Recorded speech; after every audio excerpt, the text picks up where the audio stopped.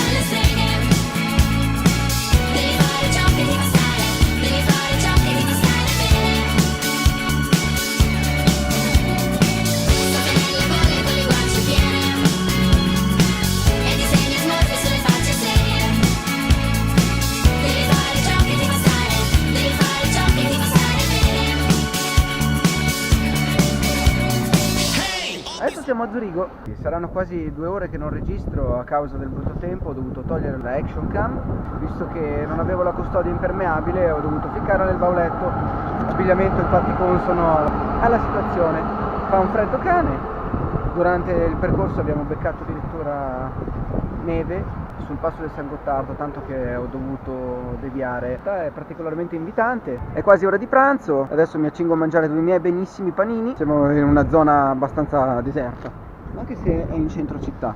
Evidentemente oggi è domenica e gli zurighesi, come cavolo si dice, non amano tanto stare in giro, specialmente con questo tempo. Abbiamo passato un lago spettacolare, sembrava di essere in Norvegia, sembrava di essere, sapete, in quei canyon bellissimi. Di buono c'è che le strade sono praticamente perfette, ci sono in effetti quelle piccole fessure che vengono tappate sull'asfalto nel momento in cui vedono che si crepa e usano questa specie di catrame che è molto scivoloso, quando è bagnato è ancora più scivoloso, quindi meglio stare lontano, ma qualora vi finissero le ruote sopra magari tende un attimino ad avere quella sensazione di scivolamento, ma poi in realtà è assolutamente perfetto. Certamente in Italia noi una cosa del genere non la facciamo, lasceremmo le buche. Sono passato in paesini veramente molto caratteristici, dove credo anche che la macchina meno costosa fosse circa 60.000 euro. È arrivato un intero gruppo di